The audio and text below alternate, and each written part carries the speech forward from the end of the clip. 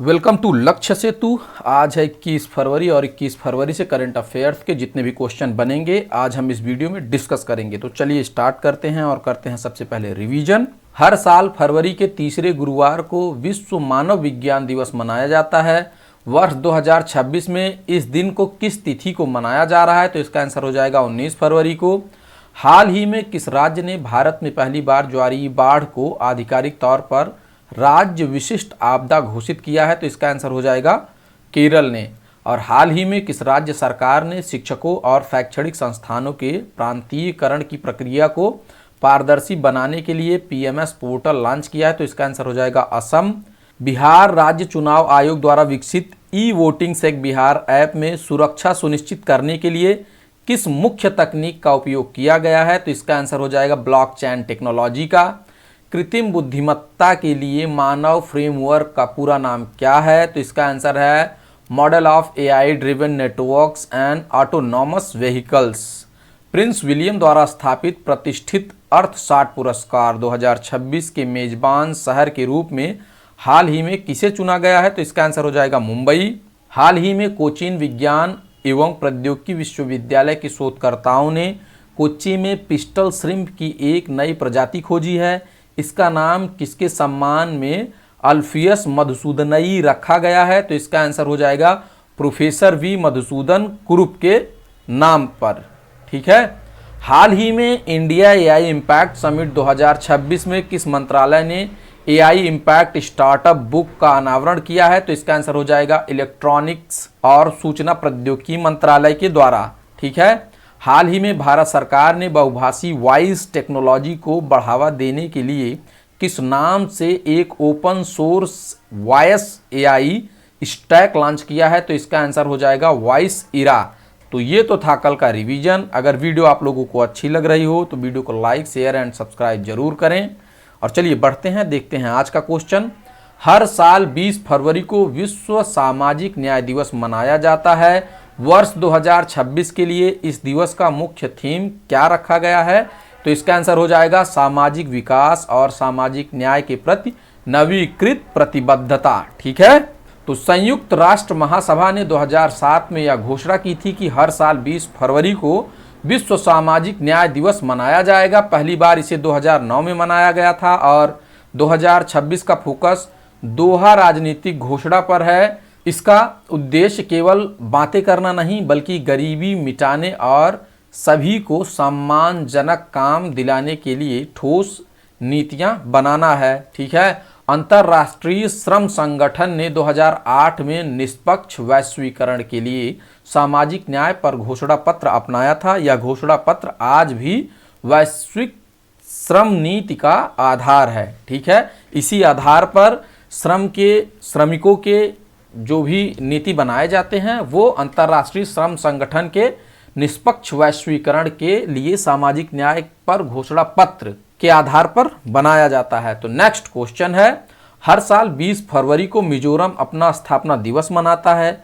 वर्ष 1987 में मिजोरम भारत का कौन सा राज्य बना था? तो इसका आंसर हो जाएगा 23वां राज्य बना था। ठीक है। तो मिजोरम को 20 फरवरी 1987 को पूर्ण राज्य का दर्जा मिला था। 2026 में यह अपना 39वां स्थापना दिवस मना रहा है। ऐतिहासिक यात्रा क्या है मिजोरम की? तो 1972 तक यह असम का हिस्सा था। ठीक है। और 1972 से 1987 तक यह केंद्र शासित प्रदेश यानी यूनियन टेरिटोरी रहा और अंत में 1986 को ऐतिहासिक मिजोरम शांति समझौते के बाद इसे पूर्ण राज्य का दर्जा दिया गया। ठीक है। इसे पूर्ण राज्य बनाया गया। मिजोरम समझौता 1986 क्या है? तो यह भारत सरकार और मिजो नेशनल फ्रंट के बीच हुआ था। इसे भारत के सबसे सफल शांति समझौते में से एक माना जाता है क्योंकि इसने दशकों से चले आ रहे उग्रवाद को खत्म कर दिया था। ठीक है। और 53वें संवैधानिक संशोधन अधिनियम 1986 के द्वारा मिजोरम को राज्य का दर्जा दिया गया था। तो इस पॉइंट को आप लोग याद रखेंगे, कभी कभी पूछ लिया जाता है क्वेश्चंस में, कौन से संविधान संशोधन के द्वारा मिजोरम को पूर्ण राज्य का दर्जा दिया गया था? तो ये जो है 53वें संवैधानिक संशोधन अधिनियम 1986 के तहत। ठीक है। मिजोरम को पहाड़ी लोगों की भूमि यानी land of the hills people कहा जाता है। ठीक है, यहाँ की साक्षरता दर 91% से अधिक है, जो भारत के सबसे ऊंची दरों में से एक है। इस दिवस पर यहाँ का प्रसिद्ध चेराव नृत्य यानी बांस नृत्य आकर्षण का केंद्र होता है। तो नेक्स्ट क्वेश्चन है, हर साल 20 फरवरी को अरुणाचल प्रदेश स्थापना दिवस मनाया जाता है। वर्ष 1987 में अरुणाचल प्रदेश भारत का कौन सा राज्य बना था? तो इसका आंसर हो जाएगा 24वां राज्य। ठीक है, अरुणाचल प्रदेश 1987 में 24वां राज्य बना था। अरुणाचल प्रदेश को 20 फरवरी 1987 को पूर्ण राज्य का दर्जा मिला था। 2026 में यह अपना 39वां स्थापना दिवस मना रहा है और इसे उगते सूरज की भूमि यानी land of the rising sun कहा जाता है, क्योंकि भारत में सूर्य की पहली किरण यहीं पहुंचती है। ठीक है, तो अरुणाचल प्रदेश की ऐतिहासिक यात्रा क्या है? तो आज़ादी के बाद इसे नेफा यानी नॉर्थ ईस्ट फ्रंटियर एजेंसी के नाम से जाना जाता था और 1972 में इसे केंद्र शासित प्रदेश बनाया गया और 55वें संवैधानिक संशोधन अधिनियम 1986 के बाद 1987 में यह पूर्ण राज्य बना। ठीक है, यह राज्य भूटान, चीन और म्यांमार के साथ अंतर्राष्ट्रीय सीमा साझा करता है, इसलिए यह भारत की सुरक्षा के लिए अत्यंत महत्वपूर्ण है और यहाँ 26 प्रमुख जनजातियाँ और 100 से अधिक उप जनजातियाँ रहती हैं। स्थापना दिवस पर यहाँ के पारंपरिक त्योहार जैसे लोसार, सोलुंग और न्योकुम की झलक देखने को मिलती है। तो नेक्स्ट क्वेश्चन है, हाल ही में किस राज्य को आधिकारिक तौर पर नक्सली गतिविधियों और सशस्त्र नक्सली दस्तों से पूरी तरह से मुक्त घोषित किया गया है? तो इसका आंसर हो जाएगा बिहार को। मुंगेर जिले के अंतिम सशस्त्र माओवादी सुरेश कोडा के आत्मसमर्पण के साथ ही बिहार अब नक्सल मुक्त हो गया है और आधिकारिक आंकड़ों के अनुसार साल 2025 में बिहार में नक्सलवाद की एक भी घटना दर्ज नहीं की गई। इसी साल 220 नक्सलियों को गिरफ्तार भी किया गया था। ठीक है, तो नेक्स्ट क्वेश्चन है, हाल ही में किस राज्य ने अपने मूल निवासियों को राज्य सेवाओं का लाभ दिलाने के लिए एक आधिकारिक पहचान दस्तावेज के रूप में नेटिविटी कार्ड जारी करने वाले विधेयक को मंजूरी दी है? तो इसका आंसर हो जाएगा केरल। केरल ने नेटिविटी कार्ड जारी करने वाले विधेयक को मंजूरी दी है।